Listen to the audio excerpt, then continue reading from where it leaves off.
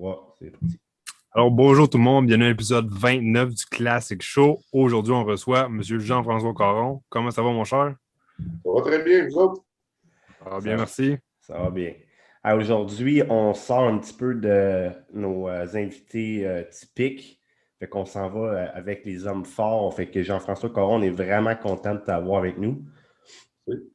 Donc, écoute, sans plus tarder, là, on aimerait ça savoir, toi, JF, quand tu as commencé l'entraînement, tu sais, ça avait l'air de quoi? C'était quand, ça? Moi, premièrement, quand j'ai commencé les compétitions d'hommes forts, je ne m'entraînais pas. Je m'entraînais pas encore. La manière dont ça s'est passé, ça fait longtemps. Moi, ça va être ma 17e année en tant que comme fort, athlète de force, si on veut. Ça a commencé en 2004. Moi, dans le temps, je travaillais à la ferme, puis là, je venais de finir mon deck en production animale. J'avais commencé en même temps, dans le jour, à travailler dans une meunerie. Puis à la meunerie, il y avait des gars qui s'entraînaient, puis ils se servaient de l'entrepôt de la meunerie pour s'entraîner sur les épreuves d'hommes forts. Okay. Là, moi, dans ce temps-là, je ne m'entraînais pas. Là. Je faisais la besogne le matin à la ferme, travaillais toute la journée à la meunerie, puis je faisais la besogne le soir. On comprend que tu n'as pas vraiment de temps pour l'entraînement quand tu fais ce genre de job-là. Mais ils m'ont demandé d'aller essayer ça pour le fun. Je suis allé avec eux autres. J'ai essayé, je me rappelle, la première chose que j'ai essayé, c'était de flipper un tire. J'avais réussi à flipper le pneu. Après ça, ils m'ont fait essayer la marche fermier. Ça aussi, ça avait bien été. Puis j'avais essayé aussi de lever une pierre d'Atlas. J'avais été capable de faire ça.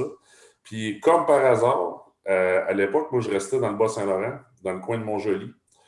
Puis le championnat provincial avait lieu là cette année-là, en 2004. Fait que là, les gars, ils ont vu que je n'étais pas pire. Tu sais, à l'époque, j'étais genre 6 pieds 2, mais 220 livres, tu sais, pas entraîné. Okay. Mais je forçais tout le temps. Là. Puis, j'ai dit, crème, mais Jeff, il dit, essaye donc la compétition juste pour le fun. Fait que là, j'ai dit, pourquoi pas? J'ai fait plein de sports quand même de compétition dans ma vie. C'est pas de quoi qui m'effrayait. J'ai fait de la course en ski longtemps. J'ai joué au hockey. J'ai fait beaucoup de compétitions à niveau scolaire également. Puis, j'ai dit, oui, on essaye ça pour le fun. Puis, je me suis présenté là. Puis, dans ce temps-là, il n'y avait pas de catégorie. Le championnat provincial, c'était ouvert à tout le monde. Il se présentait une trentaine de gars là. Puis, dans le fond, il gardait les 12 meilleurs faire la finale. C'est ceux-là qui passaient RDS, finalement.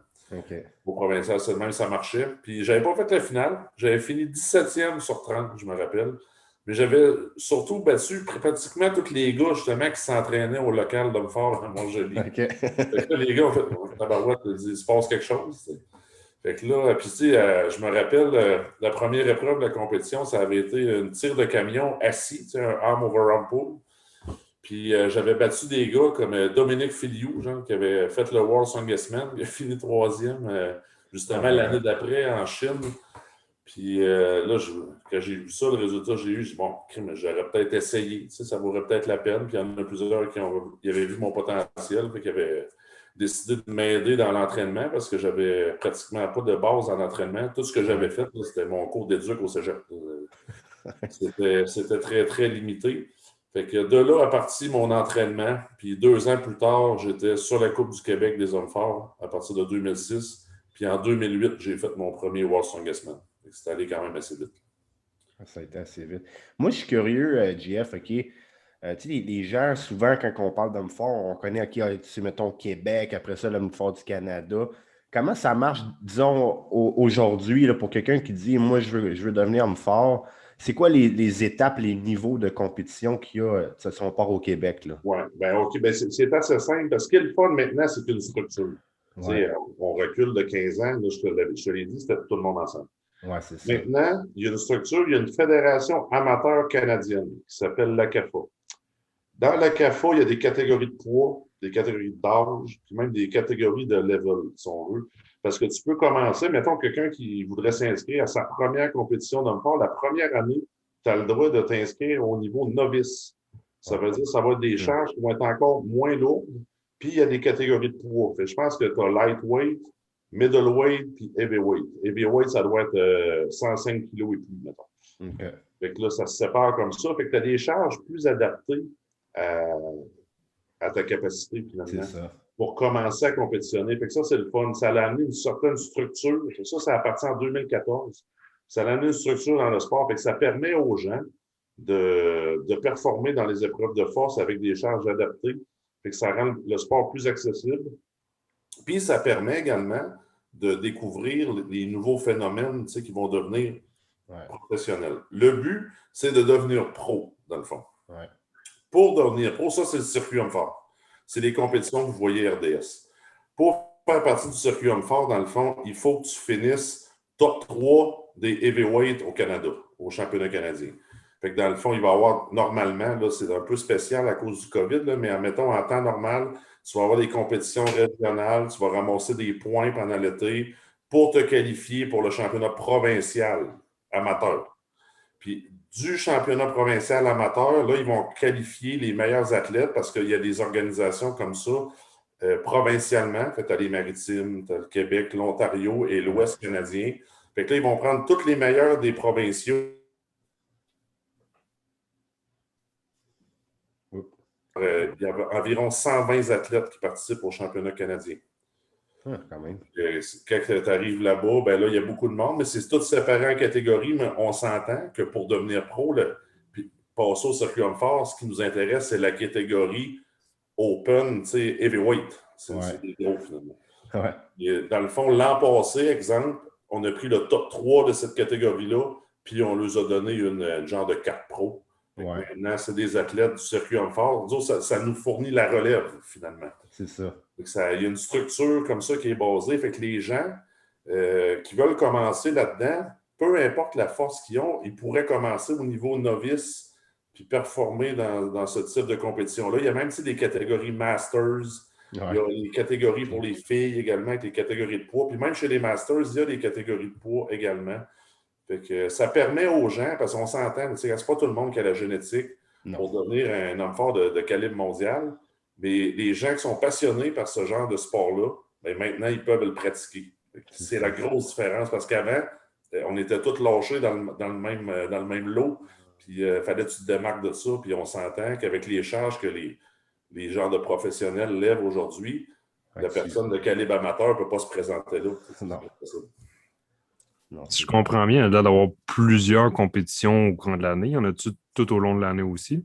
Oui, normalement, la CAFA, il y avait tout le temps un 4-5 compétitions de qualification, un provincial, un canadien. Fait que les athlètes, dans le fond, à moins, mettons que tu sois vraiment bon, tu ramasses à 7 points pour te qualifier pour le provincial, mais il y avait plusieurs compétitions qui étaient possibles d'être faites à ce moment-là. Mais c'était généralement, je te dis, entre 4 et 6 compétitions dans l'été qui étaient ciblées pour ces athlètes amateurs-là. Puis nous autres, dans le circuit homme fort, on faisait tout le temps entre 6 et 10 compétitions dans l'été au niveau professionnel. La grosse différence, c'est, premièrement, le calibre, oui, mais c'est que là, rendu au niveau professionnel, il y a des bourses. Ouais. Tu n'as plus vraiment de dépenses parce qu'au niveau amateur, là, ça marche différemment. Il faut que tu payes ta carte de membre. Un peu comme en powerlifting, finalement. On paye la carte de membre, il y a des frais d'inscription, puis tu vas repartir avec un prix. Souvent, il y a des cadeaux qui vont être donnés, mais c'est trophées, médailles seulement. Puis, rendu au niveau professionnel, là, il y a des prix en argent. Chaque étape du circuit homme fort, exemple, c'est 5 000 $ de bourse pour le top 6, puis le championnat canadien, c'est plus. Mais c'est ça, les bourses commencent au niveau professionnel. C'est pour ça qu'on appelle ça professionnel. Ouais. Et encore là, au niveau canadien, on s'entend. Moi, dans ma tête à moi, un professionnel, c'est pas de gagner sa vie avec les hommes forts. Ouais. Et présentement, là, il y a juste moi au Canada qui est capable de dire qu'il gagne sa vie avec les hommes forts. Fait que, mettons, professionnel avec des petites parenthèses. C'est ça. Puis moi, j'aimerais qu'on démystifie un petit peu l'entraînement pour les hommes forts. Okay? Parce que, tu sais, ce que les gens voient, c'est les épreuves que vous faites en compétition. OK? Ouais.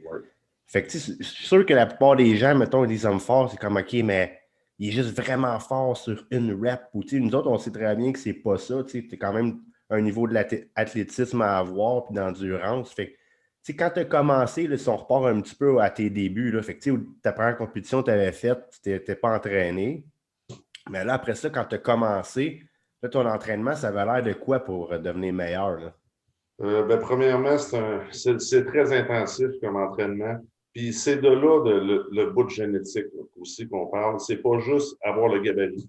Ouais. C'est d'avoir également la résistance pour encaisser ces entraînements-là. Fait, moi, l'entraînement d'homme fort, je sépare ça en deux parties. Tu as l'entraînement de gym, qui va plus regrouper les mouvements, disons, de powerlifting et d'haltérophilie. Puis tu as la partie épreuve qui se fait souvent à part. Puis c'est ça qui est dur. Ouais. C'est les épreuves qui est dur. Si faire du squat, du bench, de l'overhead, du deadlift dans le gym, tu trouves ça extrêmement difficile, je te le dis, tu n'as pas fait les épreuves encore. Là. Ouais. Tu vas pogner en 2 minutes. Là. Mais la plupart des hommes forts, souvent, arrivent du powerlifting ou de l'haltérophilie, fait qu'ils ont un bon background de gym. Parce que ça prend, on s'entend, pour commencer dans les hommes forts, ça prend un certain niveau au niveau de squat soulevé de terre. Parce que si, regarde, si ton soulevé de terre à 300 livres, tu ne peux pas commencer dans les hommes forts. Là. Il faut que tu commences par t'entraîner. C'est souvent, pour certaines personnes, ça va être des années avant de pouvoir commencer à toucher aux épreuves d'hommes forts. Et l'entraînement des épreuves, bien, les athlètes maintenant, même au niveau amateur, vont pratiquer beaucoup, beaucoup les épreuves. La différence, quand moi j'ai commencé, on faisait des compétitions de niveau amateur, c'est les amateurs, là, c'était pas comme aujourd'hui. Les amateurs, là, c'était le garagiste du coin qui essayait ça, le fermier du fond du rang, là, tu comprends? Puis les gars prenaient de la bière entre les épreuves. C'était pas comme aujourd'hui, mais aujourd'hui, même au niveau amateur, le calibre est très, très élevé. Si on prend les heavyweights au Canada, les gars, ils font les charges qu'Hugo Girard faisait au World Strongest Man en 2000. Là. Oh, ouais, hein? C'est carrément ça. Là. C'est ça le niveau amateur maintenant. Il y a des gars qui font 400 livres à la bûche là-dedans. Là. Ils ont des soulevés de terre de 400 kilos également. Le niveau est rendu très élevé. Fait que même les amateurs sont très spécialisés dans les épreuves. Puis ce que les gens apprennent aussi, admettons, tu prends quelqu'un qui s'est entraîné longtemps en gym, qui veut commencer les hommes forts, il faut que tu pratiques les épreuves beaucoup. Puis souvent, c'est là que le potentiel athlétique de la personne va faire la différence. Ouais. Quelqu'un, je te dirais, tu as beaucoup plus de potentiel si tu es moins fort statiquement, mais tu es un bon athlète. Ça va sûrement monter plus vite que quelqu'un qui est très, très fort dans le gym et qui n'est pas athlétique. Ouais. Parce que tu ne peux pas rendre quelqu'un athlétique. C'est assez compliqué à entraîner, on va se le dire. Ouais. Mais ça prend beaucoup d'aptitude athlétique parce que là, on va déplacer les charges.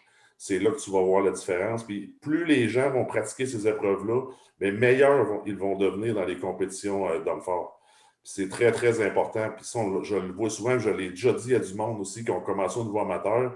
Il était bien fort dans le gym. Il pensait parce qu'il faisait 500 livres au banc qu'il allait être bon en compétition d'homme fort. Là, je te dis, là, tu pognes un esprit de 2 minutes. Là, parce que là, tu te rends compte que ton 500 livres au banc, il ne sert pas à grand-chose. Non, c'est ça. Tu comprends? C'est pour ça qu'il faut pratiquer les épreuves. Puis c'est surtout dans l'objectif aussi que l'athlète ne se blesse pas. Puis aussi qu'il ait du plaisir dans la compétition. Fait qu'il faut que tu sois préparé. Puis presque tous les gars, ils ont tout l'équipement à la maison maintenant pour pratiquer. C'est des années de pratique. Puis je te dis que passer au niveau, justement, professionnel, si on débute au niveau amateur, ça peut être très long. Ouais. Ça peut être maintenant. Il y en a qui vont passer leur vie au niveau amateur également, on ne se le cache pas, mais le calibre est rendu très, très élevé. Puis les gars qui passent justement par la CAFA maintenant performent très bien là, dans le circuit homme fort qui arrive parce qu'ils sont extrêmement forts, même au niveau amateur. Il y a pratiquement des gars qui sont pratiquement de calibre international, puis ils viennent juste de passer pro.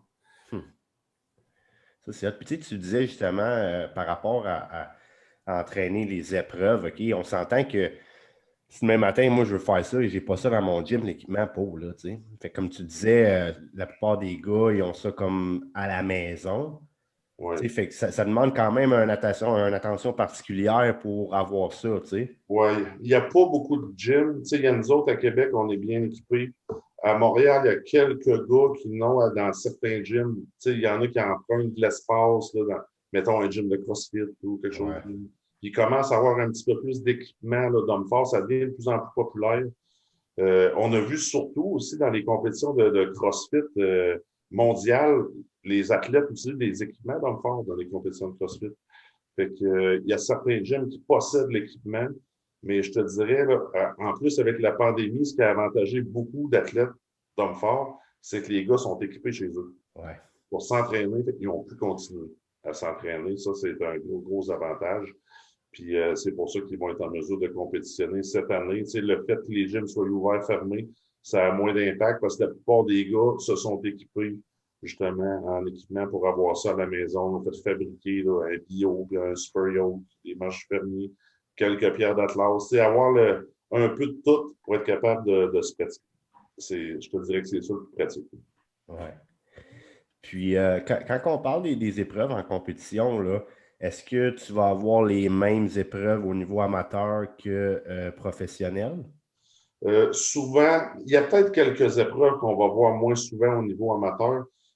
Puis c'est très simple pourquoi on ne verra pas ces épreuves-là. C'est parce qu'au niveau amateur, on va souvent voir, mettons, 4 athlètes qui passent en même temps. Parce que ça va être des compétitions à 60, 80, 100 athlètes. Ouais. On comprend que si on ne pourra pas faire, exemple, la tire du camion. Tu ne peux pas faire 80 shots de ta course, ça finira jamais. Fait que c'est souvent les mêmes épreuves. Exemple, l'overhead, c'est facile de mettre 4 logs un côté de l'autre. Les gars vont faire en répétition. C'est rare que tu vas voir au niveau amateur un log en poids maximum. Parce que là, les gars, il faut qu'ils fassent des essais. Tu comprends? C'est trop long. Ouais. Exemple, là, ils vont faire 4 lignes de marche fermier. Ils vont tous faire la marche fermier. Ils peuvent mettre des pierres d'Atlas de différents poids. Ils vont passer des pierres d'Atlas par-dessus un objet ou sur un podium, peu importe. Mais il y a des épreuves que les professionnels vont faire parce que nous autres, on s'entend. Quand tu es rendu au professionnel, moi, dans le fond, je me trouve à vendre un show au festival. C'est ça. Ouais. Le circuit fort. Les autres, ils nous engagent pour avoir un spectacle. Ouais. Ils vont choisir, souvent, on choisit les épreuves justement avec les promoteurs, les dirigeants du festival qui veulent avoir à leur festival. Certaines épreuves qui sont plus intéressées que d'autres. Puis les athlètes vont faire le show avec ces épreuves-là. C'est différent, mais là, c'est souvent des épreuves justement comme la tire du camion. Ils veulent voir peut-être un bio pour poids maximum, ça va prendre plus de temps. Mais là, quand tu compétitionnes sur le circuit fort, c'est 12 athlètes. Fait que là, on peut se permettre de faire ça. C'est surtout la grosse différence. C'est le nombre d'athlètes total qui empêche de faire certaines choses, malheureusement. Mais ça ne les empêche pas de pratiquer ça non plus à la maison. T'sais, leur poids maximum au bio peuvent le faire. Au soulevé de terre, c'est la même chose. Mais il y a quelques épreuves qui vont varier. C'est juste que les charges, souvent, vont être moins élevées. Mais au fil des ans, au niveau amateur, ça va monter, ça va monter, ça va monter. Puis les gars sont très, très forts. L'année passée, ils ont été capables, pareil, malgré la pandémie, de tenir le championnat canadien à Québec au niveau amateur. Puis je te dirais, il me semble que le poids du deadlift, c'était en répétition, c'était aux alentours de 650 livres. Puis ça s'est gagné à 13-14 répétitions. Quand même, hein? C'est des gars qui avaient facile 8,50 comme maximum. Fait que, moi, j'ai trouvé ça très impressionnant parce que recul dans le temps, tu n'as pas besoin d'aller bien loin. Il n'y a pas personne dans le circuit fort pratiquement qui levait 850 livres. Ouais. Là, tu as ça au niveau amateur. C'est ça, amateur. Il y a eu une très, très grosse progression. Il y a plusieurs gars qui ont des overheads de 400 livres au niveau amateur aussi. On a des bons athlètes au Canada. Puis ce qui est le fun avec ça, c'est quand les gars se qualifient, oui, pour devenir pro, c'est une chose, mais ben là, on ne l'a pas cette année, malheureusement. Mais avant, il y a également la compétition au Arnold Classic. Oui, il y a les pros, nous autres, on compétitionne, mais il y a également une grosse compétition amateur mondiale. Il y a des athlètes de partout dans le monde qui vont participer. Des fois, il y a 200 athlètes qui participent dans les diverses catégories. Puis là, les athlètes canadiens peuvent se qualifier pour aller justement compétitionner au Arnold. Puis c'est souvent le gros objectif de ces athlètes-là, gars et filles. Puis on a toujours une grosse délégation canadienne à chaque année. Là, jusqu'en 2019 là, qu'on en a eu. Ouais. Puis, tu vois, la dernière année, on avait 2 Canadiens qui avaient réussi à faire la finale là, dans les Super Heavyweight. C'était Frédéric Réaume puis Cody Semenuk, qui avait fini top 10 mondial au niveau amateur. Ça lui donne quand même une expérience internationale. C'est très pesant. Tu sais, admettons, je te donne un exemple. Il y avait un dumbbell en répétition à 235 livres. C'était au niveau amateur. C'est pareil, hein? Moi, je vais te le dire, là, il y a des gars dans le circuit fort là, qui ne sont pas capables de faire ça à 235 livres. Ouais. C'est pesant. C'est pesant. Ouais. Là aussi, on parle beaucoup de circuit pro, puis ça m'intrigue de savoir, y a-t-il différentes catégories de pro ou il y en a juste une dans le circuit fort? Pro, c'est tout le monde ensemble. C'est fini les catégories. Les hommes forts, tu sais, quand tu finis 3e au monde, t'es 3e. T'es pas 3e dans telle catégorie. C'est tout le monde ensemble. Puis, tu sais, pro, ça veut... il y a bien des gars qui sont pros, là, puis ils sont pros aux États-Unis, puis ils aiment bien dire qu'ils sont pros. Mais moi, dans mon livre à moi, je ne suis jamais passé pro. Là, tu comprends? Ça n'existait pas avant. Mais il ne faut pas juste s'attarder au terme. Moi, je le demande, il me dit, hey, moi, je suis pro. Moi, je le demande, t'es-tu bon ou t'es pas bon? C'est pas parce que t'es pro que t'es bon, c'est ça. On va dire ça. Je peux dire qu'il y a des amateurs qui battent un méchant paquet de pros, ça veut rien dire. Il ne faut pas juste s'attarder à ça. C'est vrai, ça. C'est la même chose en bodybuilding. Puis on le voit que les États-Unis, hein, je sais pas, c'est pareil là-bas. On dirait qu'ils donnent des titres pros comme des bonbons, mon gars, tu sais. Ouais, ben c'est parce qu'ils veulent remplir leur compétition pro. Des fois, ils ont de la misère à fouler le line-up. Ça leur prend des athlètes. Puis c'est un peu la même chose dans les hommes forts. Je vais être franc avec toi. D'habitude, c'était le gagnant du championnat canadien qui se méritait une carte pro. Mais l'année passée, on a donné au top 3 parce que je manque d'athlètes dans le championnat fort. Ouais. Puis de toute façon, je passe l'été à inviter des gars au niveau amateur à venir remplir mes line-up. J'aimais mieux en donner 3. Donner la même chance à tout le monde. De toute façon, je savais que ces gars-là, j'étais pas mal sûr qui allait finir top 3.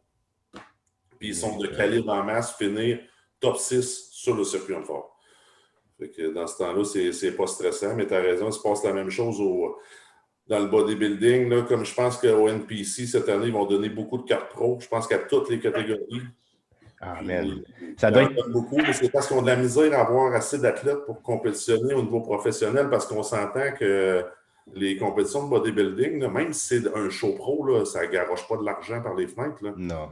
Tu ne fais pas fortune là-bas. Là. Je te dis qu'il y a des compétitions d'hommes forts, c'est beaucoup plus payant que ça. Mais dis-toi, là, on peut faire une mini parenthèse. Quand tu as une carte pro de IFBB, fait que dans le bodybuilding, c'est 400$ par année. Ouais. Faut que tu payes. Fait que c'est sûr qu'eux autres mettent des centaines de pros par année. Fait que ça demeure un business, là, ça c'est sûr. Là. C'est ça, ça rapporte de l'argent. Puis là, c'est parti d'autres fédérations à travers ça en plus. Mais ça reste que c'est pas parce que c'est un show pro que tu vas avoir vraiment beaucoup d'attention dessus. Oui, les gars, il faut qu'ils se qualifient pour Olympia, mais c'est quoi que le monde regarde? C'est comme un peu des enfants. Oui, il y aura beau avoir plein de compétitions. C'est quoi que le monde regarde? Il regarde le World Strongest Man, mais en culturiste, le monde regarde Olympia. C'est ça. Si t'es pas là, c'est parce que t'étais pas dans le game, finalement. Le monde veut voir les meilleurs. Puis on s'attarde peu au show pro, à moins de vraiment être dans le... les puristes, là. Oui, c'est ça. Il faut vraiment que tu sois dans le domaine puis que tu suives vraiment ça à la lettre. Mais tu sais, moi, j'ai suis du coin de l'œil tout le temps parce qu'avant, avec le circuit Arnold Classique, les gars de culturistes, ils nous suivent tout le temps. On voit tout le temps les résultats. Okay. C'est les mêmes compétitions, mais on est tout le temps avec eux autres puis on voyage souvent ensemble. Mais là, depuis que le circuit est arrêté, c'est un peu différent. Mais c'est dans le but de qualifier les gars pour l'Arnold. Puis là, quand ils voient ces gars-là qui ont des bonnes performances, ils les envoient à Olympia également. Ouais. C'est le but. Mais je vois que c'est de plus en plus dur de percer. Mais le fun là-dedans que j'ai dans les hommes forts, contrairement aux culturistes, c'est que de la politique, puis le fait que ce ne soit pas un sport jugé, c'est un sport de performance, c'est beaucoup plus simple. C'est pas on aime lui, puis lui on l'aime moins. OK, ça peut arriver au niveau des invitations, parfois, parce que là, présentement, il n'y a pas de show de classe B, finalement, pour les gars qui veulent monter. C'est juste des grosses compétitions internationales qui sont organisées à cause de la pandémie. Fait que c'est tout le temps les mêmes gars qui compétitionnent, c'est le top 10. Si t'es pas dans le top 10, tu t'invites pas. Mais normalement, les gars ont la chance de compétitionner dans des plus petites compétitions pour pouvoir monter un peu. Puis ce qui est le fun présentement, c'est qu'il y a de plus en plus d'argent sur la table. Fait que c'est très intéressant pour les gars qui sont à ce niveau-là. Si on en revient à ton parcours, là, c'est quelle compétition, la première que tu as faite, disons, pro de niveau international? Là, tu sais, que tu te disais, OK, là, je m'en vais contre les bons gars. Oui. Mon premier World Strongest Man, c'était en 2008 que je l'ai fait. OK. Cette année-là, c'est la dernière année que Mariusz Pudzianowski a gagné son 5e titre là, contre Derek Poundstone. Finalement, Derek avait échappé sa pierre d'Atlas. Il s'est ramassé 2e à cause de ça. C'était ma première grosse compétition internationale. Et je te dirais que c'est là que j'ai commencé à monter. OK. Parce que je me suis rendu compte, tu sais, moi, j'ai regardé la télé avant, ces gars-là, je les avais jamais vus, tu comprends, en vrai. mais je me suis rendu compte à cette compétition-là, même si j'étais peut-être pas prêt, mettons, à participer à ça, parce que je me suis ramassé là un peu comme un cheveu sur la soupe. Ils prenaient le top 2 au championnat canadien, puis moi, en 2008, là, je n'étais même pas qualifié pour le championnat canadien. OK. Parce qu'en 2008, à l'époque, il avait qualifié Justin Paulin, qui avait gagné, non, il n'avait pas gagné le provincial, ou peut-être, en tout cas. Hugo Girard, Louis-Philippe Jean, Christian Savoie, puis Dominique Filiou. Mais ce qui s'est passé, c'est que Dominique Filiou a poulé out à la dernière minute. Okay. Je pense que sa femme allait coucher, ou il y avait de quoi que. C'était pas une blessure, là. Mais il y avait un empêchement de dernière minute. Puis Hugo, moi, j'avais fini, dans le fond, 6e au championnat provincial. Okay. J'étais comme le prochain.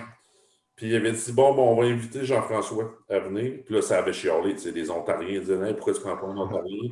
Les gars de l'Ouest, ils disaient, pourquoi tu ne prends pas un gars de l'Ouest? Il a dit, ben, je prends lui, je pense qu'il va être pas pire. J'ai fini 2e. Je me suis ramassé au World Songest-Man parce qu'il prenait les 2 meilleurs Canadiens. Fait que moi et Louis-Philippe Jean, cette année-là, on a fini 1-2. On est allé compétitionner au World Songest-Man pour notre première fois. Puis je me suis rendu compte, en compétitionnant là-bas, après avoir été bien impressionné par les noms que je connaissais, ben, je me suis rendu compte que ces gars-là, c'était des humains. Puis j'étais capable de les battre. Là, j'ai commencé à prendre le sport plus au sérieux.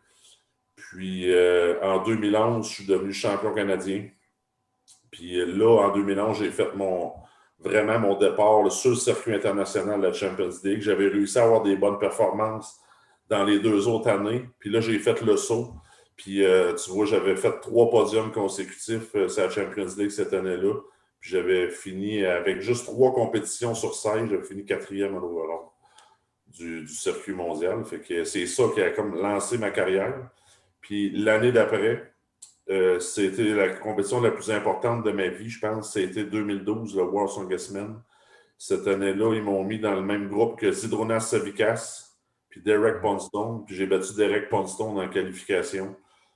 Puis j'ai fait ma première finale, puis je ne l'ai jamais manqué depuis ce fois-là. Ah ouais. La finale comprend combien de monde? C'est 10 athlètes. Okay. Il y a une année, en 2014, qu'on était 12, mais toutes les autres années, c'était 10. C'est tout le temps 5 groupes de qualifs, ils prennent les 2 meilleurs de chaque. C'est le même à tous les ans, sauf que dans le passé, je pense à aller jusqu'à 2018, on était 6 par groupe, mais depuis là, 2018, qu'on est juste 5 par groupe. Fait qu'au lieu d'inviter 30 athlètes, ils invitent 25 athlètes. Okay. Au World Songest-Man, ça réduit un peu le groupe, mais je vais être franc avec toi, ça ne change absolument rien. Le résultat est pas mal le même. Ben oui. D'après moi, c'est le même gars qui gagne à la fin. J'aimerais ça que tu expliques un petit peu au monde, là, parce que moi, je regarde presque ça à chaque année, là, j'aime ça. Là, mais le système de pointage, comment il fonctionne par rapport au World Strongest-Man? Tu veux dire quand on compétitionne ou pour se qualifier? Non, quand tu compétitionnes, tu es là, tu fais les épreuves, c'est quoi le pointage qui fait que tu es premier, deuxième, troisième, tout ça? Ben, c'est assez simple. Là, de la manière que ça fonctionne, si on prend l'an passé puis cette année, ça s'en vient, c'est au mois de juin, le World Songest-Man, en Californie cette année. On est en qualification, on est 5 par groupe. Quand tu remportes l'épreuve, tu as 5 points. Quand tu finis dernier, tu as 1 point. C'est assez simple. À moins que tu fasses un 0, là, tu as 0 point. Fait que tu accumules des points généralement en 4 ou 5 épreuves. Maintenant, quand tu es en première place, exemple, après 5 épreuves, tu es qualifié. Okay. Puis là, ce qu'ils font, c'est qu'ils font une élimination de la 2e et de la 3e place. L'an passé, ils ont fait une ronde de pierres d'Atlas. Puis c'est toujours les pierres d'Atlas. Fait que si tu veux passer en finale du World, sois bon aux roches. C'est ça que ça veut dire. Okay. Tu comprends? Parce qu'en plus, en finale, ils vont en avoir encore. Fait que l'année passée, ils ont fait une ronde de 8 pierres d'Atlas. Si tu es deuxième, tu as l'avantage de passer en dernier. Tu comprends? Parce que ça prend un avantage. Là. C'est pour ça que quand on faisait la roche un contre l'autre, genre en élimination, c'est comme un hot potato. On se renvoyait la pierre. Ouais. Jusqu'à temps qu'il y en ait un des deux qui casse. Être 2 ou 3, tu n'avais pas d'avantage. Tu comprends? Mais ça en prend un, parce que des fois, il y avait une grosse écart de points entre le 2e et le 3e. Fait que là, ce qu'ils ont décidé de faire maintenant, c'est une ronde de 8 pierres. Puis la deuxième position, ben, il passe en dernier. Fait que tu as l'avantage de voir le résultat de la personne en troisième position, finalement. Okay. Fait que le gagnant de la ronde de pierre, soit lui qui fait le plus de pierres ou le plus rapide, ou peu importe, va passer en finale. Fait que là, ils vont ramasser comme ça 5 autres gars, à part les gagnants de chaque groupe. On fait un groupe de 10. Là, la compétition recommence. C'est la finale. L'an passé, il y avait 6 épreuves. Fait qu'on compétitionne 6 épreuves. Gagnant de l'épreuve, 10 points. Dernière position, 1 point. Ça marche comme ça. Le cumulatif du plus grand nombre de points gagne. C'est très, très simple. Puis l'an passé, c'est ça, j'ai fait mon premier podium dans le fond au World Strongest 2020 en finissant en 3e position. C'est fou. Ça, c'est fou. Puis, tu sais, ce qui est à considérer aussi, là, comment c'est dur quand tu fais une compétition, c'est que tu as plusieurs épreuves. Tu nous diras combien il y en a d'une journée. Puis l'écart entre chaque, parce que, tu sais, des fois, on se dit, mettons, des powerlifters, OK, ils font 1, 2 épreuves, des fois 3 dans une journée. Là c'est pas mal plus que ça, là, tu sais. Ah, ça se compare pas. J'ai fait 50 compétitions de powerlifting dans ma vie, ça n'a rien à voir avec les autres formes. Ouais. Là, je peux te dire, là, une compétition de powerlift, là, si tu sors de là brûlé raide, là, c'est parce que tu t'entraînes pas. Ouais. Mais dans les enfants, ça dépend. Le World Strongest Man, c'est un show de télé, fait que c'est long. Normalement, là, maintenant, ils ont raccourci ça un peu, là, mais jadis, c'était 2 semaines, ça durait. Ah, Fait ouais, on faisait 1 à 2 épreuves par jour. OK. Et tu ne savais jamais quand elle allait passer. Là. C'est quand que la TV était prête, maintenant. Fait que c'est très différent de toutes les autres compétitions qui existent à faire. Une compétition normale, exemple, tu peux avoir une compétition sur 2 jours à 8 épreuves ou 10 épreuves même, ça existe, ou un one-day show à 5 ou 6 épreuves, c'est une en arrière de l'autre. T'sais, si on fait, exemple, une compétition du circuit homme-fort dans un festival, il n'y a pas un break d'une demi-heure en plein milieu. Là. Non. On mange toutes les épreuves une après l'autre. Même chose si on fait un Giants Live en Angleterre dans un aréna. Il n'y a pas vraiment d'intermission. On va clencher les 5 épreuves, une en arrière de l'autre. Fait que là, c'est là que tu vois qui est en forme et qui est capable de revenir. Hein. Parce qu'exemple, tu commences une compétition avec un truck pull qui est extrêmement exigeant, on s'entend. C'est l'épreuve qui va te vider le plus d'énergie. Puis tout de suite après, là, 15 minutes après, tu es en train de faire un soulevé de terre. Ben, il faut que tu récupères. Si tu n'es pas entraîné, on s'entend que, comme la dernière compé au Bahreïn qu'on a faite, c'était la première fois qu'une compétition d'homme fort était live à la télévision. On était live sur ESPN aux États-Unis. Puis on était aussi live sur Internet. Là, on pouvait le voir sur YouTube via le channel de Rogue Fitness. Puis au Bahreïn, là, c'était live, tu ne peux pas arrêter. Là. C'était 5 minutes entre les épreuves. Mais si tu restes tout le temps, admettons, un gars finit tout le temps 3e à peu près ou 5e, il va tout le temps passer au même rythme. Tu comprends? Ouais. Et ce qui se passe des fois, surtout quand tu es 15, comme au Bahreïn, c'est exemple, c'est arrivé, je te donne le meilleur exemple, à Rono Enla. Rono performe bien au deadlift, finit 2e. Toutes les épreuves sont en double. Fait qu'on s'entend, à l'épreuve suivante, tu passes en dernier. Okay? On faisait l'épreuve du arm over arm comme ça. Fallait monter un drapeau sur une corde. C'est comme un système de poulie. Ouais. Il finit dernier. OK? Mais là, il vient de passer en dernier.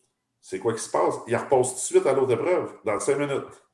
C'était le dumbbell. On s'entend que là, il n'a pas fait son PR au dumbbell press cette année-là. Bon, non, mais c'est ça. C'est là que tu vois qui est en forme.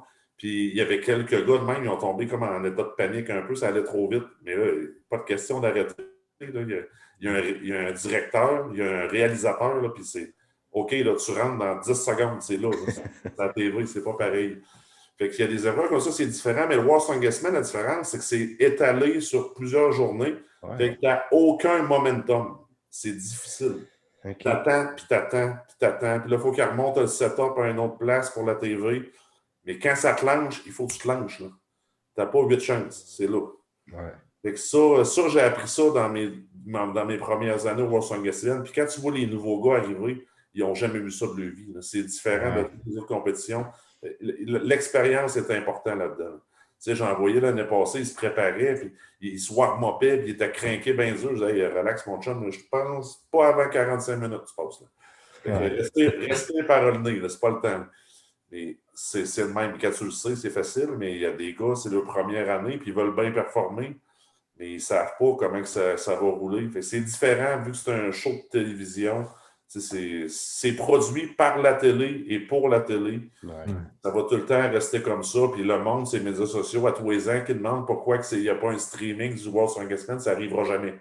C'est ça, hein, C'est produit par la TV pour passer à la TV. Il n'aura pas de streaming. Moi, pour vrai, vas-y, Tony. Il y a une chose qui m'intrigue beaucoup, là, que j'ai eu dans la tête depuis tantôt. C'est par rapport à l'alimentation, que ce soit se préparer pour une compétition, puis surtout, là, on vient de parler qu'il y a des compétitions où il n'y a pas d'intervalle ou qu'il y a un petit intervalle, puis on s'entend que c'est extrêmement endurant. Fait qu'il doit y avoir une stratégie d'alimentation pour ne pas tomber déshydraté ou... Oui, beaucoup. Beaucoup, mettons, l'alimentation, on va dire pré-compétition, mais je te dirais l'alimentation tout court dans la vie d'un homme fort, c'est la partie la plus importante, oui, puis la plus dure aussi, vraiment, parce que ça dépend de la génétique des gars. C'est sûr qu'un gars comme Brian Shaw, exemple, il est à 400 livres d'origine, on s'entend qu'il n'y a pas besoin. Mais même s'il est overfeeding, pareil, mais c'est une génétique, puis tu as de la misère à prendre du poids, puis c'est dur avec l'entraînement. C'est juste dur d'assez manger. C'est extrêmement difficile. Puis là, tu vois, je recommence justement lundi là, pour le World Strongest Man de la préparation. Puis là, j'ai commencé à réaugmenter mes repas parce que j'avais diminué le plus de barème. J'avais dit, regarde, je vais prendre un mois off, 4 repas par jour seulement. Mais là, il faut que je remonte à 7 là, lundi. Fait que cette semaine, je n'ai pas pris de chance, j'ai monté à 5. Ça va être moins dur. Mais ça, c'est difficile. C'est difficile parce qu'il faut que tout le temps que tu manges aux 2 heures. Puis c'est la partie la plus dure, c'est la partie que les gars ont le plus de misère avec ça. Puis le monde demande, dit pourquoi vous mangez autant? Ben c'est parce que si tu ne manges pas de même, tu ne seras pas capable de t'entraîner comme moi, tu comprends? Ouais. C'est une roue qu'il faut qu'elle aille dans le bon sens pour être capable de ne pas perdre de masse musculaire. Tu gagnes de la masse musculaire, tu vas gagner de la force, tu vas récupérer plus vite, il faut que ça vienne comme ça. Si tu ne manges pas assez, ben là, tu vas gruger dans ton muscle, ça va partir de l'autre sens. Tu comprends? Mais ça, c'est vraiment difficile. Puis je vais être franc avec toi, puis je parlais justement de ça avec un gars aujourd'hui. Moi, quand je suis à 7 repas par jour, puis je mange au-dessus de 8000 calories, tu es supposé d'être malade 3-4 fois par semaine, à peu près. Dans le sens de vomir, genre, oh là, t'as passé de web, ça ne rentre plus vraiment. Si ça n'arrive pas, tu ne manges pas assez. C'est dur, c'est vraiment difficile. Moi, je suis allé passer une semaine chez Brian Shaw, mais tu sais, on n'a pas le même gabarit. À midi, je n'étais plus capable, la première journée. J'ai pas essayé de le suivre. Ça n'a aucun bon sens. Mais lui, il était à 12 000. Mais c'est un gars qui paye 100 livres de plus que moi. Mais je te le dis, là, quand tu t'assieds à la table avec lui, là, tu ne sens pas que tu es le monde alpha. Mon ami, tu passes deuxième c'est un esti de temps. Je n'ai jamais vu quelqu'un manger autant. Mais c'est pas facile. Tu sais, c'est facile de manger une fois beaucoup. Mange 7 fois, là, puis on en reparlera demain. C'est là la différence. Ce que j'aimerais qu'on décortique, là, parce que des fois, on en voit certains, mettons, que ça va être plus de la malbouffe. Moi, mettons, j'ai écouté le documentaire de Eddie, tu sais, Eddie Hall, puis on voyait faire son épicerie, puis j'étais comme sacrément voir qu'il n'est pas mort du cœur, ce gars-là, man, ça n'a aucun sens. Ouais. Il a failli. Il a failli, mais non, c'est ça. Il mangeait mal, Eddie, puis ça lui a nuit beaucoup dans ses performances. OK, il a fait des bons coups, ça a bien monté, mais c'est pas un gars qui a une carrière avec plein de victoires, là. Non. Ça a monté vite, ça l'a arrêté vite, puis il n'a pas eu le choix d'arrêter là, parce que le cœur est en train de se lâcher. Je pense qu'il y a eu trois arrêts cardiaques. Là, il a dit, là, mon chum, t'es pas fait pour peser 430 livres, on va me baisser. Mais il a réussi à gagner le World Strongest Man pareil, personne ne peut y enlever. Son deadlift aussi, c'est ça qui l'a mis vraiment sa map. Il a fait un levé que tout le monde pensait impossible. Là. Moi, ça reste pour moi le levé le plus impressionnant que l'histoire des hommes forts a vu. C'est ce soulevé de terre-là. Parce que c'est le seul levé que quelqu'un a battu le record, mais là, il l'a battu là, de 30 kilos. C'est beaucoup. Il n'a pas battu de 1 kilo. Là. C'était. Mais tu sais, moi, il me l'avait demandé à moi. J'ai dit non, je pense pas. Je pense qu'il y a peut-être 480, mais pas 500. Mais Chris, il l'a fait. Fait que ça, il n'y a personne qui ne pourra jamais y enlever ça, puis il a fait mentir tout le monde. Mais c'est ça, il y a eu une très, très courte carrière qui s'est étalée à peu près sur 6 ans, disons, à international, puis pas un nombre énorme de compétitions également qu'il a fait, mais il a fait sa marque, puis l'histoire va se rappeler de lui en tabarouette. Mais je pense aussi que maintenant, les nouveaux qui arrivent dans le sport n'auront pas des carrières longues comme la mienne. Parce que j'explique surtout ça parce que moi, j'ai connu l'évolution, beaucoup des charges graduellement. Puis je pense que le corps a besoin de temps pour s'adapter à ces charges-là. Ouais. Mais maintenant, les gars de 23 ans là, sont exposés déjà aux mêmes charges que j'ai là. Puis c'est pour ça qu'on va voir des gars, par exemple, comme Mateusz Kielkowski, qui en est déjà à 6 opérations. Là. C'est pour ça, je pense peut-être que les gars vont avoir une carrière plus courte à cause justement des charges auxquelles ils sont exposés, parce que c'est complètement différent d'il y a 5 ans. Puis imagine il y a 10 ans. C'est en constante évolution. C'est vraiment difficile. Mais moi, dans mon cas, c'est vianderie tout le temps, puis de la malbouffe, il n'y en a pas vraiment. C'est parce que ton cardiovasculaire, il doit être excellent. C'est ça. Puis, au niveau de ce que je suis, là, des gars pas en forme, il n'y en a pas. Non. Tu comprends, dans le top 10. Oui, tu vas regarder des vieilles émissions, tu vas sur Internet t'envoyer des gars là, ils sont mauves, puis ils sont à bout de souffle, tu vois, ils ne sont pas en forme. Mais maintenant, le level est tellement élevé. Premièrement, la finale, ça va être à peu près les mêmes gars que l'année passée, sûrement à 1-2 exceptions près.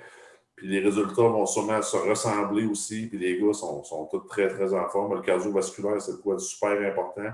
Et imagine que tu prends du poids au fil des ans, il faut que tu t'adaptes à ça, puis que tu pousses ton cardio. Mais c'est sûr que si tu ne manges pas bien, ça ne peut pas marcher. L'alimentation, moi je dis que c'est très, très important.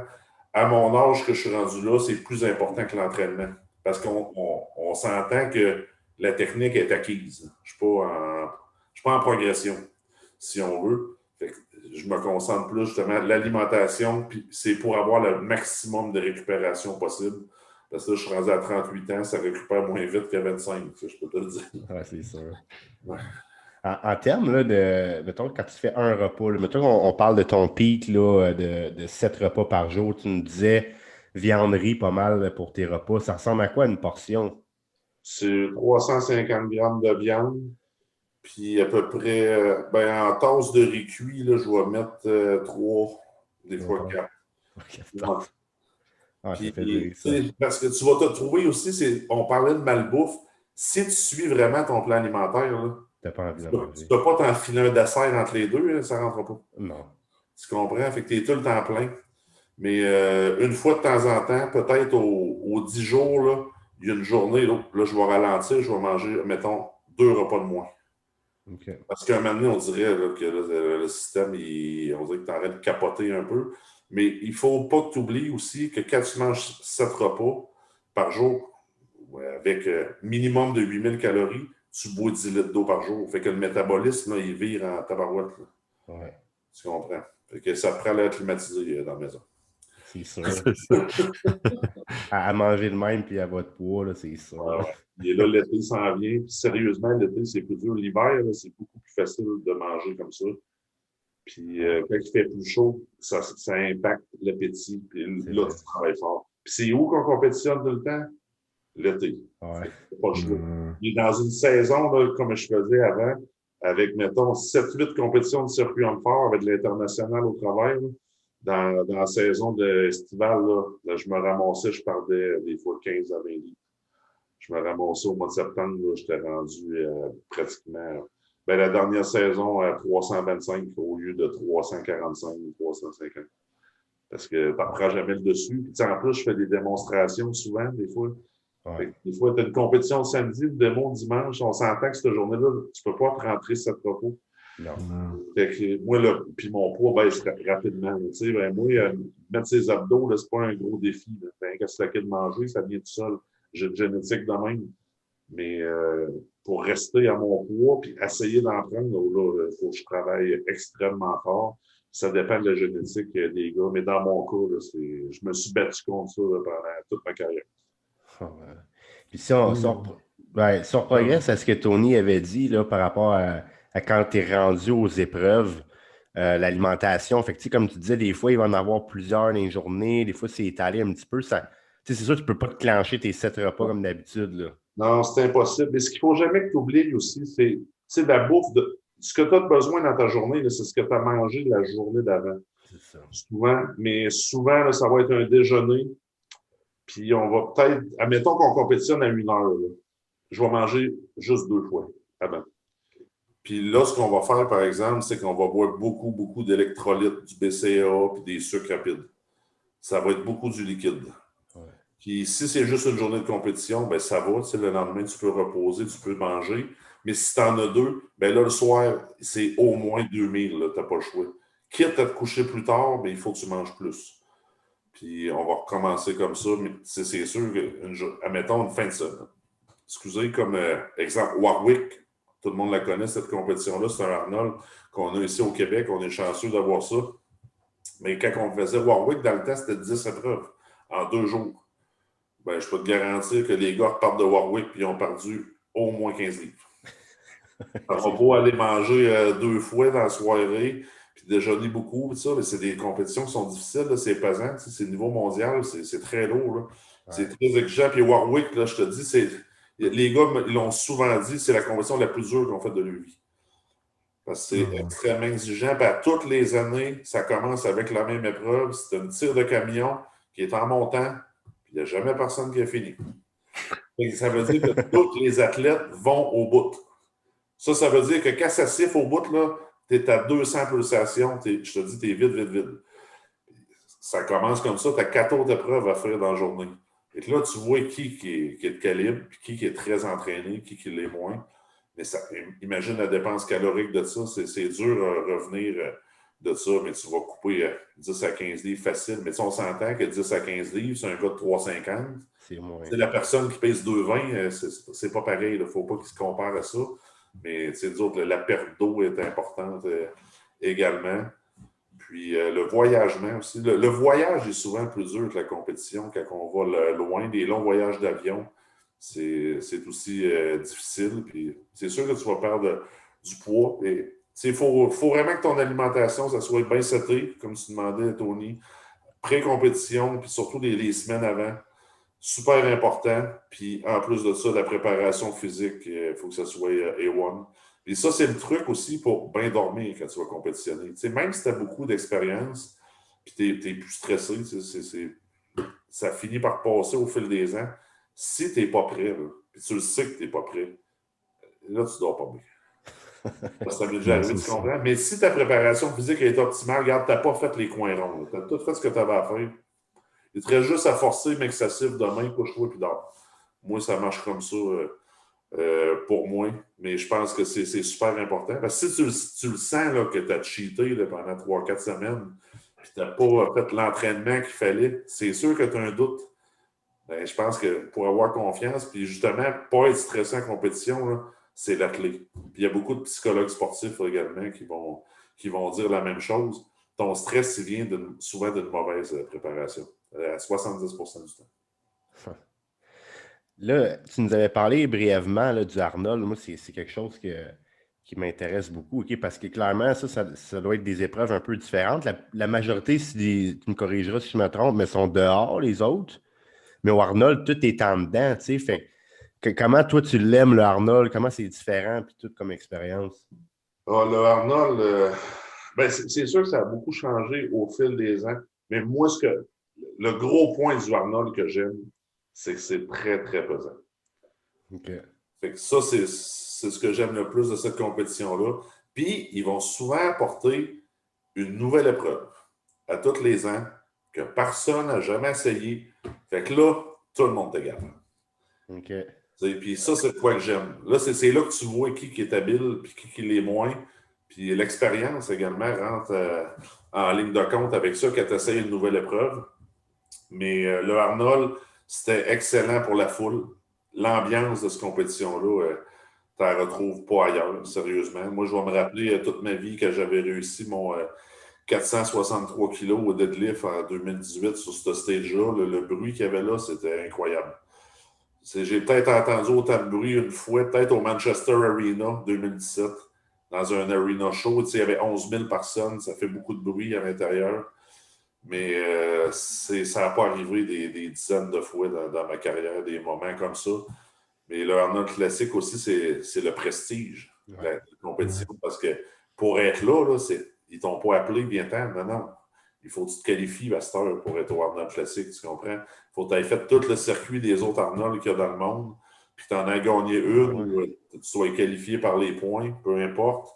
Mais c'est vraiment le top 10 mondial. Puis pour beaucoup d'athlètes, puis beaucoup de fans aussi, le gagnant du Arnold Classic est peut-être plus important que le World Strongest Man. Sauf que le World Strongest Man, le prestige du nom est là. Ouais. Mais pour beaucoup, le Arnold, ça compte encore plus. Je pense que le Arnold, une chose qui est fun aussi, je me rappelle de l'avoir écouté 2019-2018, la foule est tellement heureuse pour n'importe quel athlète de strongman versus les bodybuilders que le monde va juste encourager leurs favoris. Ouais. Les strongman, tout le monde est là, tout le monde est content de voir c'est parce que l'athlète de force, il donne une performance. Fait que les gens ils vont encourager tous les athlètes. OK, peut-être qu'il y en a qui aiment plus que les autres, mais c'est comme inné dans l'être humain d'encourager quelqu'un à se surpasser. Mais le culturiste, la différence, c'est que lui, dans le fond, il propose un résultat d'un long processus d'entraînement, mais il montre le résultat ce soir-là. Ouais. Tu comprends? Il ne lèvera pas des poids. C'est pour ça, peut-être que là, tu vas entendre la gang qui aime lui, qui vont cheerer pour lui. Puis ça va être plus séparé comme ça. Mais c'est vrai que l'épreuve du soir pendant la finale qu'on fait sur le main stage, là, c'est complètement différent. Ça, c'est toute une expérience également. J'ai pu le vivre plusieurs fois, mais avoir la chance de forcer, premièrement, en avant de autant de monde, en avant d'Arnold Schwarzenegger aussi, c'est quand même de quoi qui est quand même très important à mes yeux. C'est quelque chose qui va toujours me rappeler. Tu sais, c'est pas le temps de choquer. C'est là que je pense dans ces épreuves. Mais je suis content parce que j'ai eu des bons résultats à cette compétition-là. Tu sais, j'ai fait 2 fois le top 5. Puis j'espère juste que l'Arnold Classic n'est pas mort. Parce que cette année, je pense pas qu'il y a rien. Puis ça m'inquiète un peu pour le futur, ce qui va se passer avec cet événement. Ouais. Dis-nous donc, par rapport aux épreuves, moi, je suis curieux. C'est quelle que, mettons, tu aimes le plus ou que tu es le meilleur, puis celle-là que tu as le plus besoin de monter là, pour accéder vraiment au top, là? OK.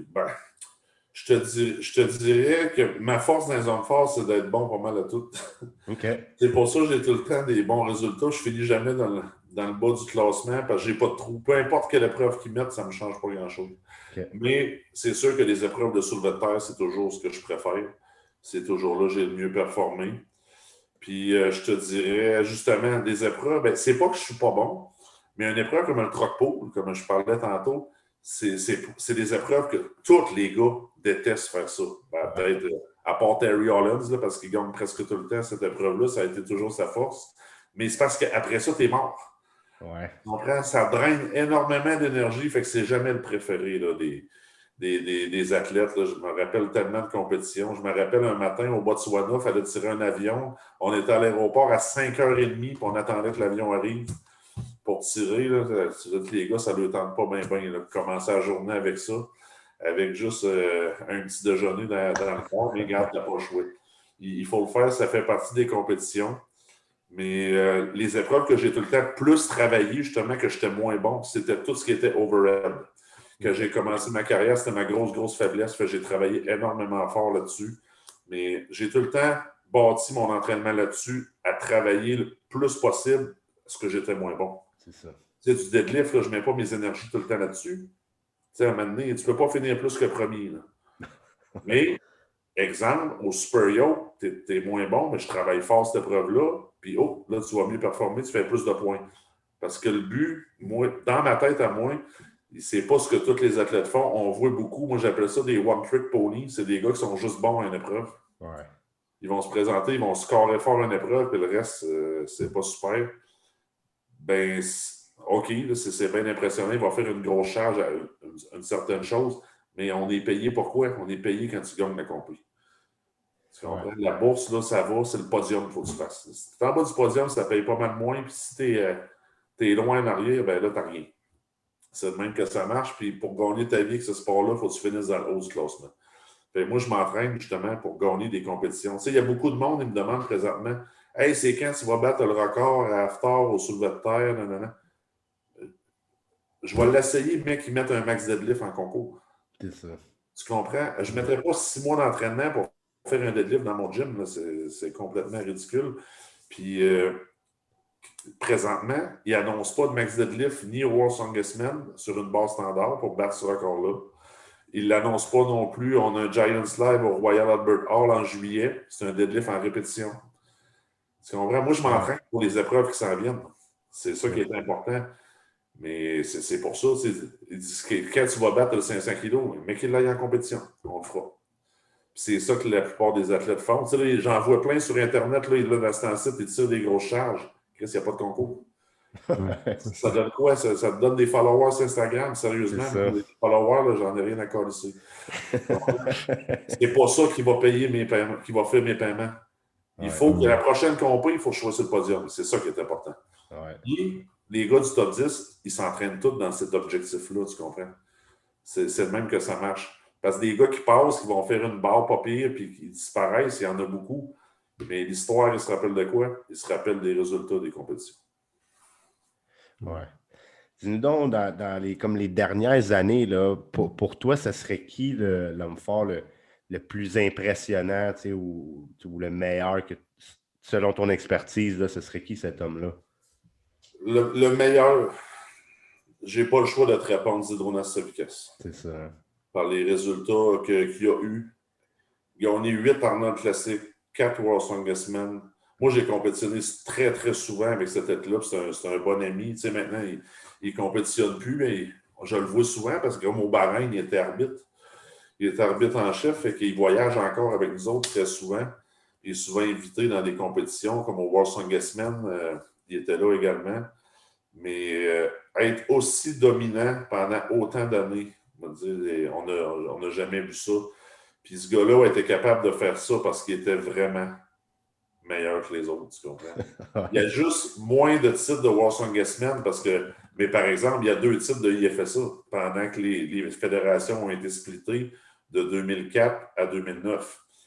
Il y a quand même 2 titres mondiaux de l'IFSA où ce que tous les plus forts étaient, mais Mariusz Pudzianowski avait resté avec le World Strongest Man. Mais j'ai compétitionné là, des dizaines de fois avec Zydrunas, puis aussi dominant. Puis, tu sais, c'était le meilleur. Puis moi, j'ai appris beaucoup de ce gars-là. Je me suis dit que j'ai commencé en 2011. Là. En 2011, j'ai fait 3 Champions League sur le circuit mondial. J'ai fini 3 fois deuxième. Qui a gagné? C'est lui. J'ai appris que ce gars-là, beaucoup. Tu sais, c'est pas quelqu'un qui parle beaucoup, mais je le regardais. Je dis, bon, si lui fait ça de même, c'est le champion du monde. Ben, c'est de même que ça se fait. Arrête de te poser des questions et de t'inventer des nouvelles techniques. Là. C'est de même que ça se fait. Puis c'était tout le temps très simple, ces affaires. C'est un gars bien basique, qui s'entraînait fort, qui mangeait bien, puis regarde, qui a poussé les limites des hommes forts. Puis regarde, il y a encore le record au bio, encore. Il n'a jamais été battu encore. C'est quoi son record au bio? C'est 228 kilos. C'est 503 livres à peu près. Là, les gars essayent de le battre à 230, mais la différence, c'est que les gars s'entraînent juste pour battre le log. Ouais, c'est ça. Luke Stoltman, OK, fait d'autres épreuves, mais il s'est entraîné longtemps juste le log pour battre le record au log.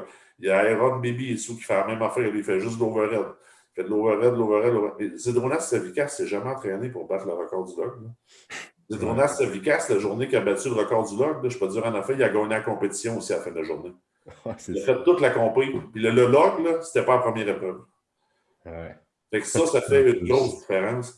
Puis quand il a fait 228 kilos, moi, je pense que l'année d'avant, Zydrunas était plus fort, puis il y avait pas mal plus que ça dans le tank, quand il avait fait 225 à Europe Strongest Man.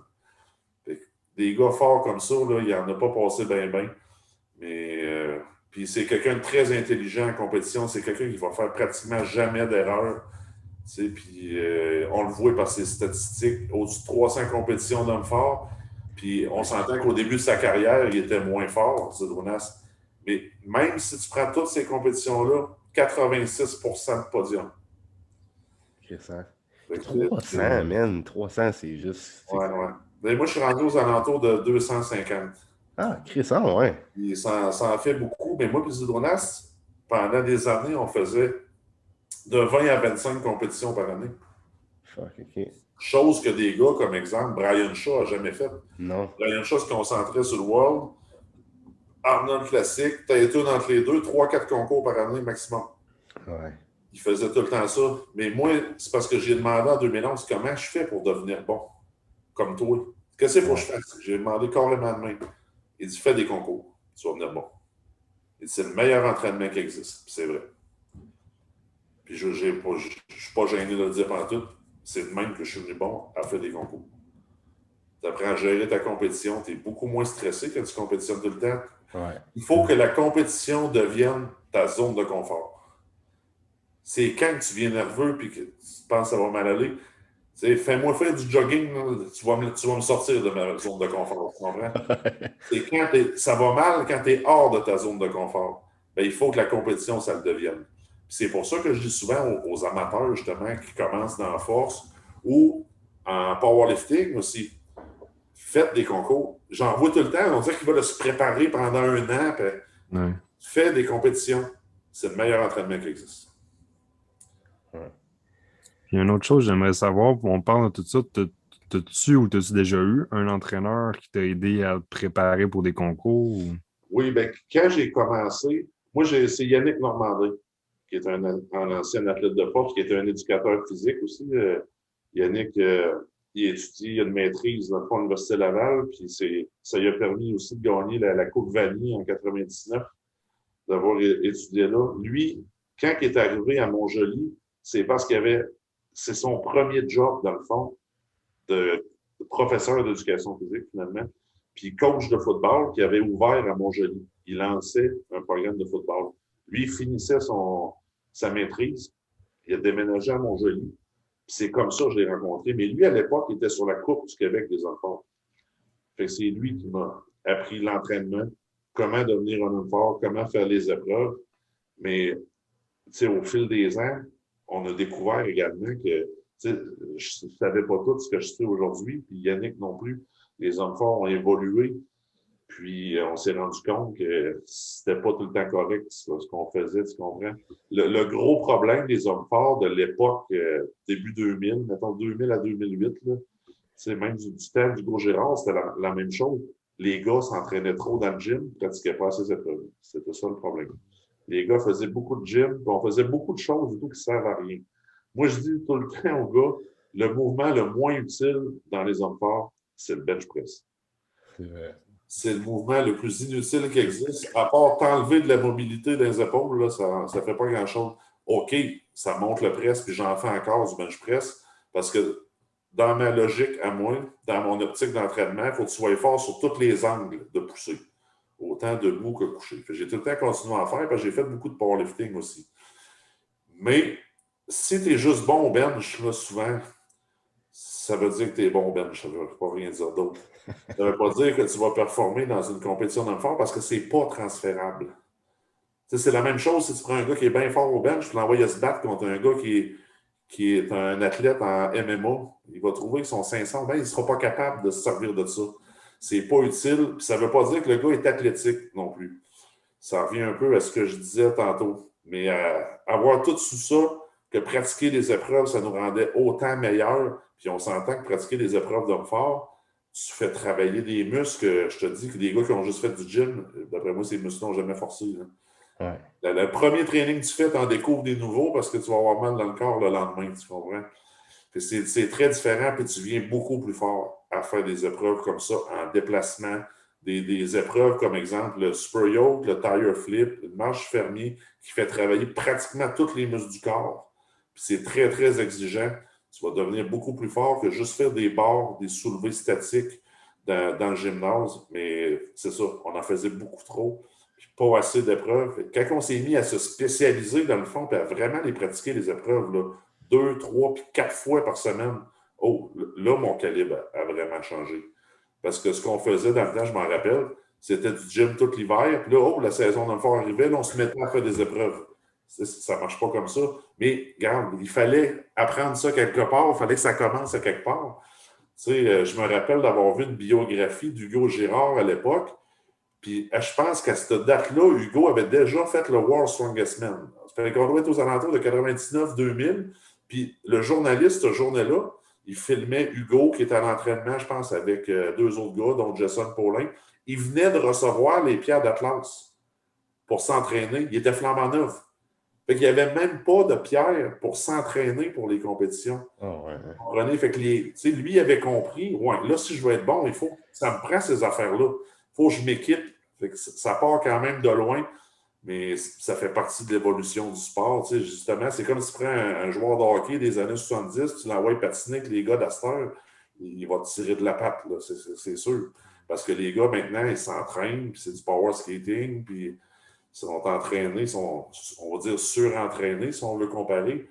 C'est pas comme les gars dans les années 70 qui fumaient des tops dans c'est complètement différent, mais c'est la même chose également dans les hommes forts. Le sport a évolué comme ça, puis les entraînements se sont spécialisés.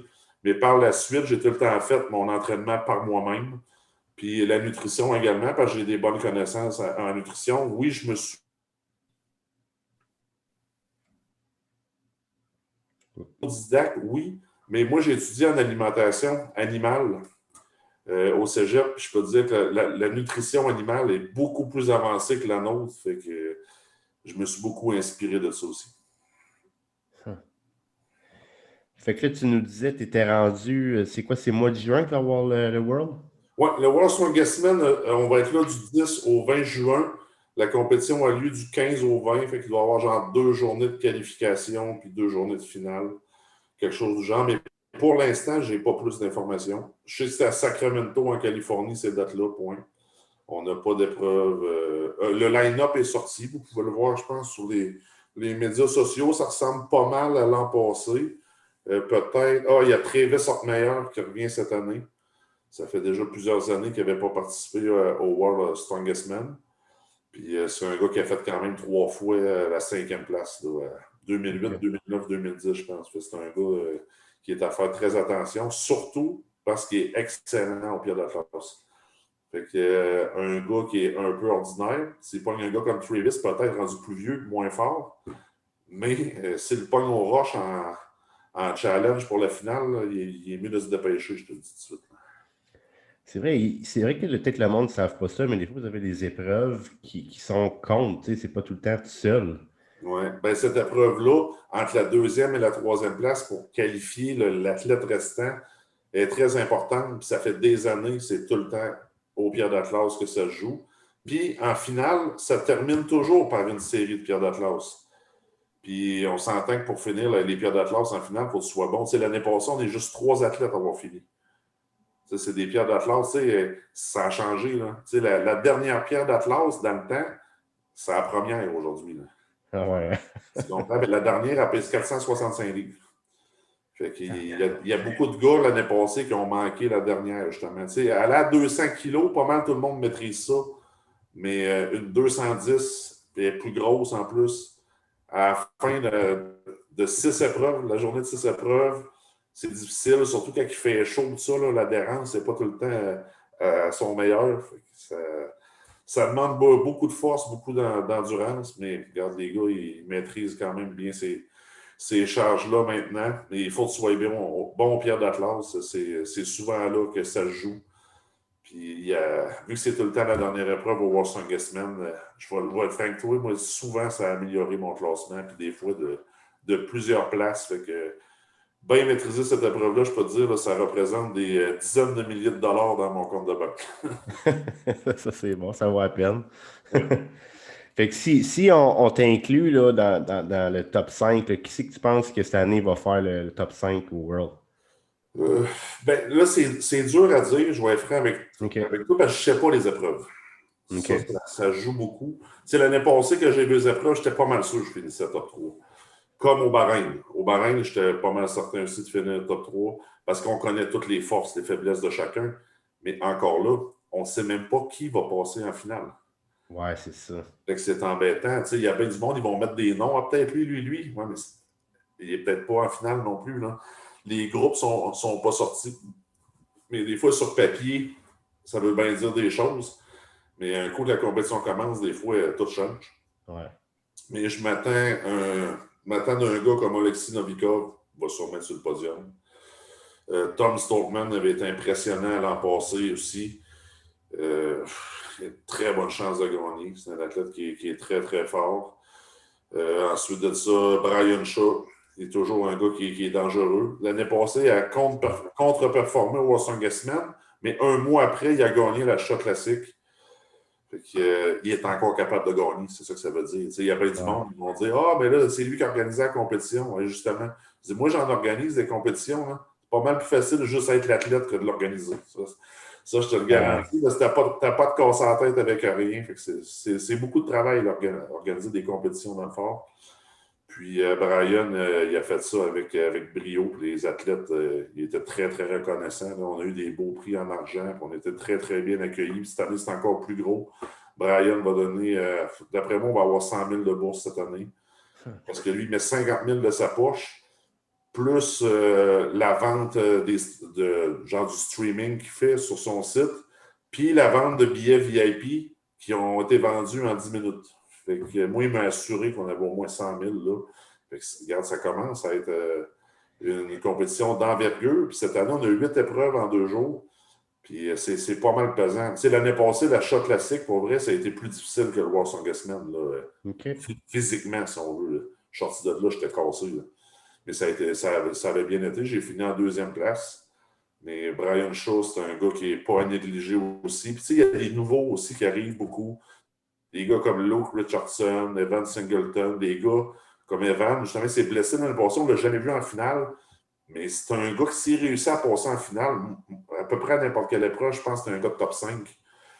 C'est des gars qui sont solides en tabarouette. Quand ils commencent dans le sport comme ça, on ne voit pas également l'évolution que le gars a eue, comment il s'est amélioré. Tu sais, oui, on voit des vidéos sur Internet, là, mais moi, je ne me fie jamais à ça. Hein. Ouais. Tu vois que les gars, ils mettent bien les vidéos qu'ils veulent mettre. C'est ça. Souvent, ça, le plus comique là-dessus, c'est Martin Lichis. Malheureusement, il ne sera pas là cette année parce qu'il est encore blessé. Il va revenir plus vers la fin de la saison, il me dit. Mais c'est un gars qui, souvent, il va mettre des vidéos parce qu'il ne performe pas bien. Puis tout ça. Puis là, le monde, ils prennent à la légère un peu. Mais c'est parce qu'ils ne le connaissent pas. Ouais.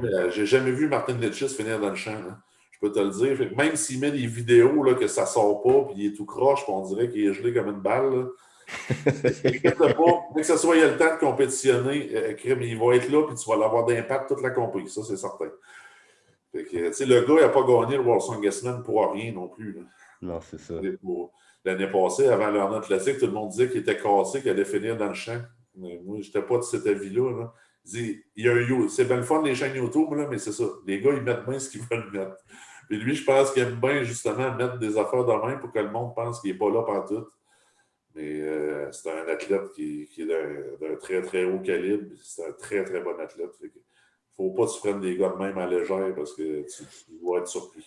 C'est vrai qu'il a une apparence un peu plus drôle, ce gars-là, hein, parce qu'ils ont fait un meme, je pense, puis ça incluait le bodybuilding, c'était drôle. C'était comme, mettons, un préavis, de genre, qu'est-ce que tu penses que l'homme le plus fort du monde ressemble? Puis c'était Big Ramy, qui est Monsieur Olympia cette année. Puis là, c'était comme, à quoi qu'il ressemble vraiment? Puis c'était lui, puis il est genre assis, puis il a l'air tout fucké, tu sais. Ouais. La photo, c'était drôle, je trouvais, là. Ben, en plus, le Chis, c'est un gros gars quand même. Oui. Il a 350 livres. Mais il n'est pas extra musculaire. Ça paraît, c'est pas juste d'avoir l'air fort, il faut que tu le sois. Mais lui, sa force, c'est ses aptitudes athlétiques.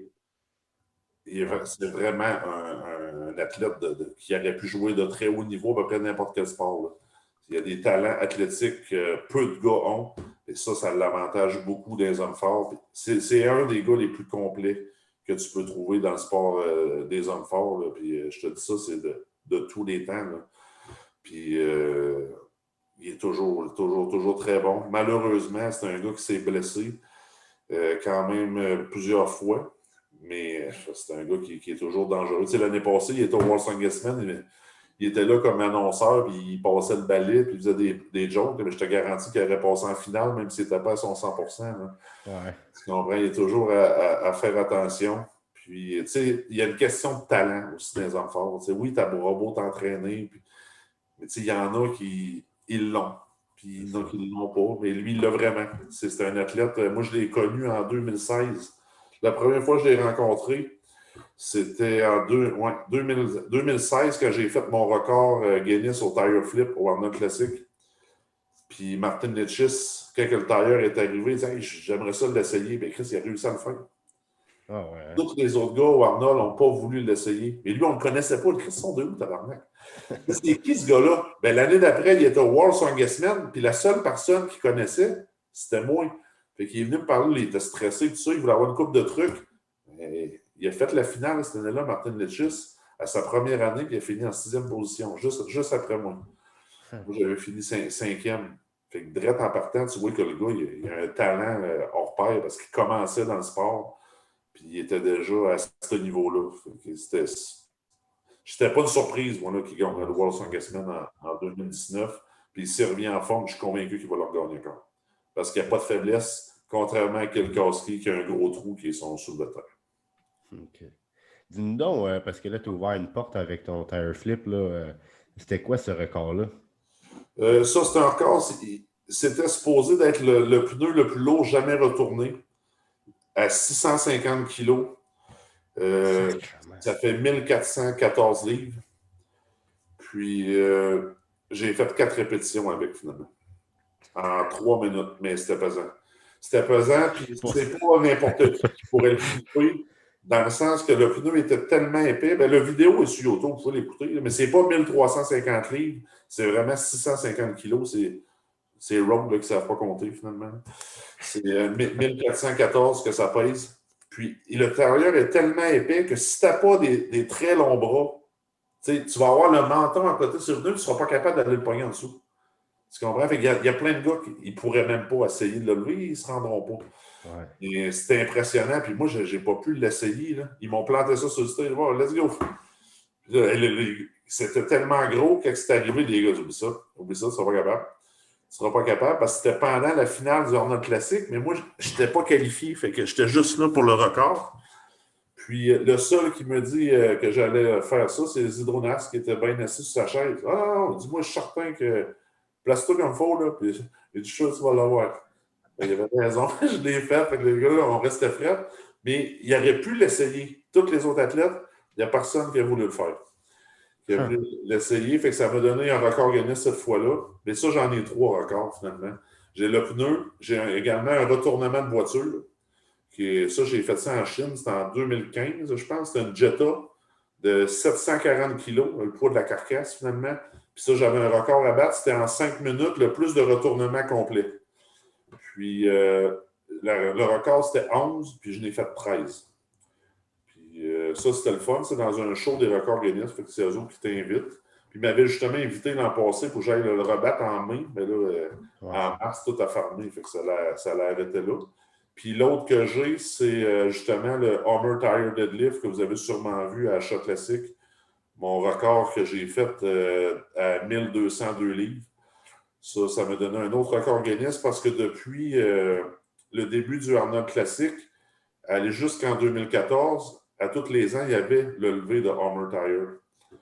Puis, il avait été inscrit dans le record Guinness à ce moment-là. C'est Sabikas qui l'avait à 1155. Puis, je l'ai battu à Shot Classic l'an passé. Fait que ça m'en a donné un 3e. C'est pas de quoi qui est extrêmement important pour moi, le record Guinness, mais c'est quand même prestigieux d'avoir ça. Puis, je suis vraiment content. C'est de quoi qui reste inscrit à vie. Puis, je suis bien content d'avoir les certificats qui vont avec ça. Ah oui, ça, c'est fou. C'est sûr. All right. En tout cas, on a bien hâte de voir la performance que tu vas nous faire en juin. C'est sûr qu'on va suivre ça comme on peut. C'est ça. En général, là, dis-nous donc, vu que c'est plus long comme ça prend combien de temps avant qu'on puisse le visionner? Ça peut pas être, comme tu dis, c'est pas un stream live, là? Non, mais le visionner, regarde, habituellement, là, exemple, là, on le fait en juin. Il devrait sortir aux États-Unis, à CBS Sport, aux alentours du mois d'août. Ah, ouais, OK. Habituellement. Mais tu ne l'auras jamais sur YouTube. Jusqu'à temps que Channel 5 en Angleterre, parce que c'est produit par CBS et Channel 5. Channel 5, eux autres, c'est comme ça depuis la nuit des temps, depuis que ça existe, ça passe dans le temps des fêtes. C'est comme le show du temps de Noël à Channel 5. Il passe le World Strongest Man et tous les jours. quand ça va être passé, dans le fond, en décembre, là, il va sortir sur YouTube. Tu vas être capable de le retrouver. Là, IMG, là, il s'amuse à le faire effacer là, pendant une couple de semaines. Là, il lâche le morceau. Puis... Mais c'est ça, c'est plate un peu. Parce que depuis que CBS ont repris la production, que ESPN avait, on s'entend que ESPN s'est rattaché à TSN et RDS. C'est pour ça qu'on avait le War Song Semaine avant. Ouais, c'est ça la raison. Ah, shit, OK. On va attendre un peu. Le fun, c'est que tu es capable d'avoir au moins les résultats. Puis avec les chaînes YouTube des gars, ben, tu vas être capable de voir un peu du stock aussi. Mais attendez pas d'avoir un streaming de ça, il y en aura jamais. C'est les canaux de télévision qui payent pour produire ça. Fait que c'est impossible. OK, je comprends. Mais d'abord, on espère que tu vas aller, puis là, tu vas nous mettre un peu des affaires sur Instagram. Puis que... Ouais, mais ça, c'est une autre affaire. Moi, j'ai pas le droit d'en mettre. J'ai un contrat avec eux autres. Ah, sacrément. Avant, c'était facile à retrouver parce que c'était du monde dans la foule qui filmait et qui postait. Ouais. Mais les athlètes n'ont pas le droit. OK. Non, tu vas te faire taper ses doigts. Là. Et moi, j'aimerais ça avoir mon chèque de paye. Que je le fais. Mais non, OK. Tu comprends? Mais je me prépare pour ça. Puis en espérant juste pas être blessé. Ça, c'est tout le temps un impondérable. Mais je m'en vais à 100% pour essayer de gagner le titre cette année. Puis c'était le fun aussi de voir tous les Québécois qui m'encourageaient l'an passé quand j'étais là-bas. C'était le fun. J'avais une couverture aussi avec le 91.9 Sport à Montréal. J'avais Stéphane Langdo qui m'appelait tous les jours pour suivre la compétition. Puis, même si on est loin, on sent que les gens ici au Québec ils nous encouragent. Fait que c'est bien apprécié. Ah, ben c'est sûr qu'on va en faire partie, man. Fait qu'on te remercie bien gros de nous avoir donné tout ce temps-là. Ça me fait plaisir. C'était vraiment cool de pouvoir jaser de tout ça avec toi, JF. Good. Bon, ben merci les gars, puis on se dit à la prochaine. Yes. Merci beaucoup. Là. Merci, salut.